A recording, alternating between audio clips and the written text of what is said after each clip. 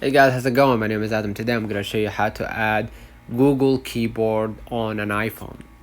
So first of all, what I'm going to do, I'm going to just go ahead to my browser. If you want to use the Google Keyboard on your Android or a phone or tablet, open the settings app, then tab system, languages and input, and then tab virtual keyboard, manage keyboards, and then turn on go board.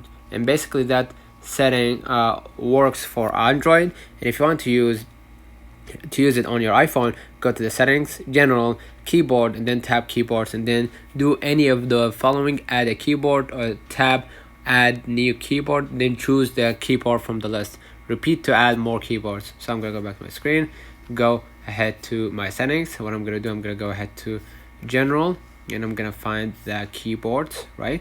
So I'm gonna click on it, and basically I can create right here. This is my keyboards.